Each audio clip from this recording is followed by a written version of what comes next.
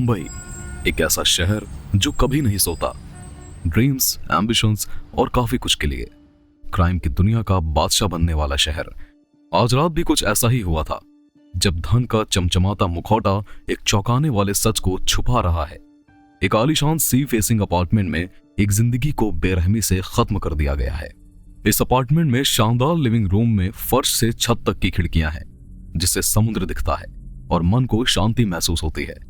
लेकिन आज हवा में उथल पुथल का भाव है। रूम के सभी शेल्फ खुले हुए हैं और काफी महंगे गहने टेबल पर बिखरे हुए हैं। राघव जोशी, मुंबई पुलिस का एक तेज तर्रार पुलिस अफसर, इस अपार्टमेंट के लिविंग रूम में एंट्री लेता है। उसकी आंखें इस पूरे सेशन को स्कैन करती हैं। टूटी हुई कांच की बालकनी के दरवाजों, उल्टे फर्नीचर और महंगे फारसी गलीचे पर फैले हुए बेजान शरीर को भी देखती हैं। सामने दीवार पर इसी बेजान महिला की तस्वीर भी लगी हुई है, जिसके नीचे लिखे हुए नाम को इंस्पेक्टर राघव पढ़ता है। अंजलि मेहरा। ये कहते हुए वो बेजान शरीर के पास घुटने टेक देता है। अब उसके सामने लगभग एक 50 साल की महिला अंजलि मेहरा बेजान पड़ी हुई है। उसके डिजाइनर कपड़े तितर बितर हैं और गले पर एक लाल निशान दिखाई दे रहा है।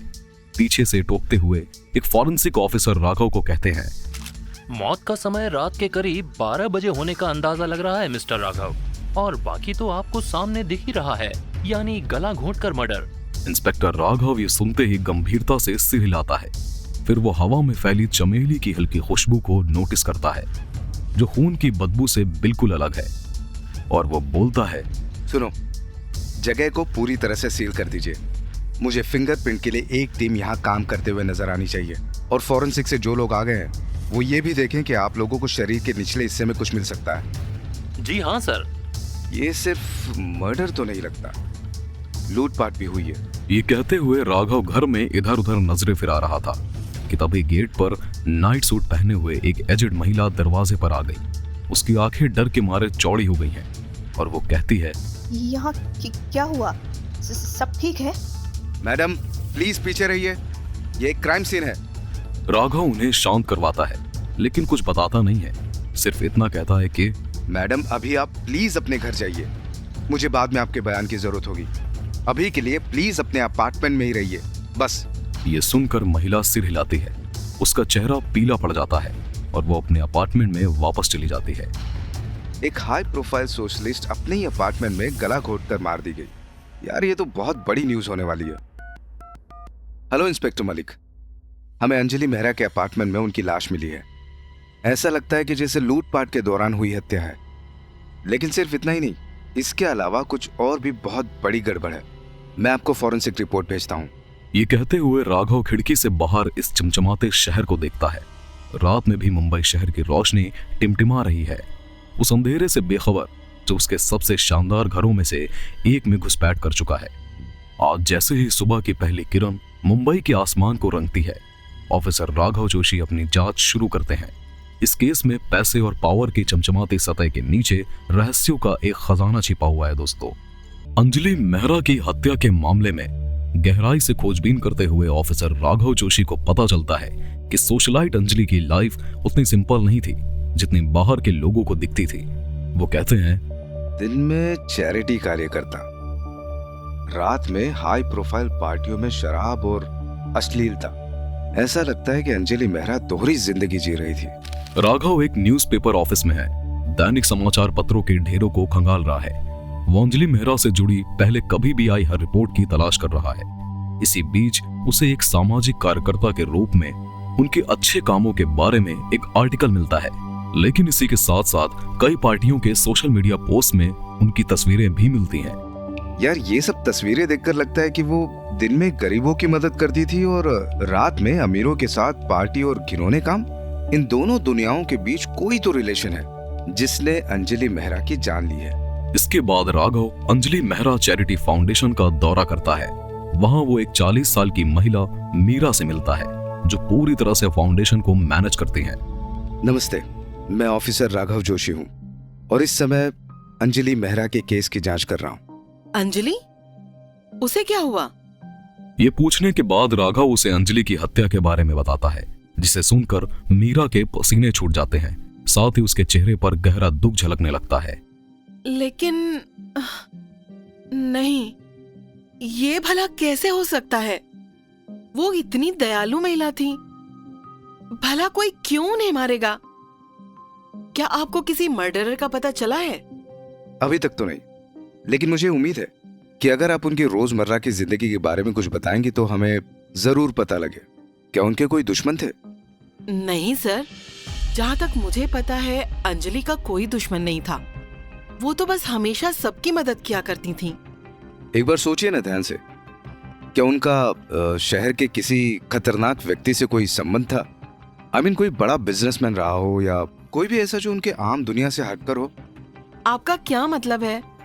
जब मैं बार बार आपसे कह रही हूँ कि अंजलि गरीबों की मदद करती थी, तो वो कभी भी ऐसे लोगों से दोस्ती क्यों करेगी भला?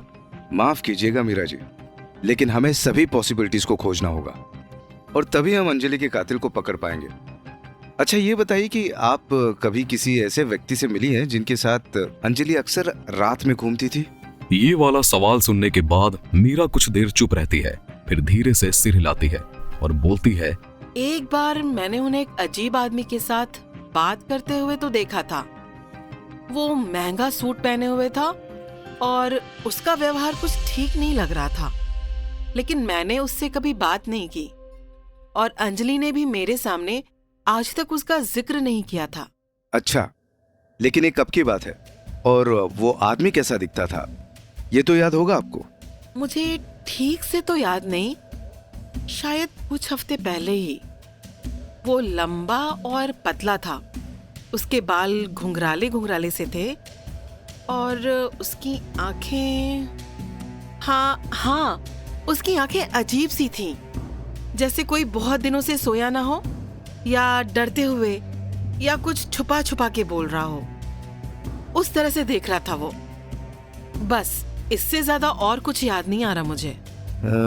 ठीक है मीरा जी, आपकी इतनी जानकारी बहुत मदद करने वाली है हमारी, लेकिन फिर भी अगर आपको कुछ और याद आता है तो ये लीजिए मेरा नंबर और मुझे जरूर कॉल कीजिए।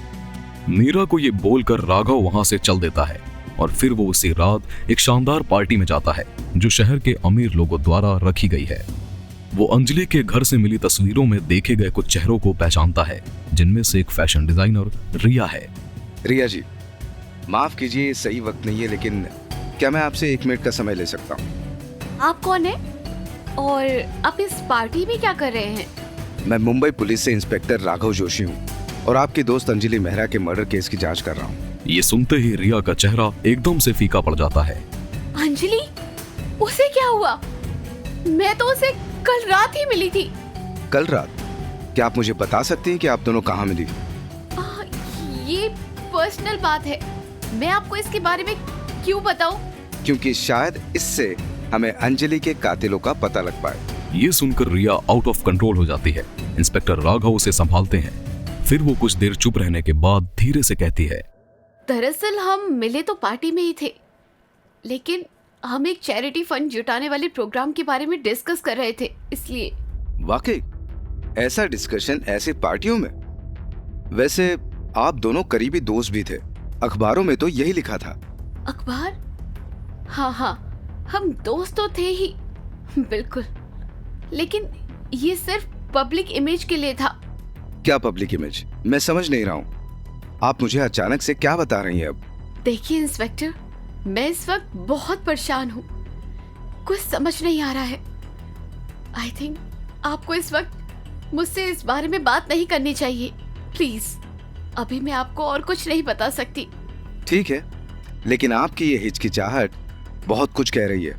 मुझे लगता है कि हमारी मुलाकात जल्द ही होगी। ये कहकर राघव पार्टी छोड़कर चला जाता है, लेकिन उसके दिमाग में सवालों का भंडार जमा हो गया था, जिन्हें लेकर वो वापस पहुंचता है अपनी डेस्क पर।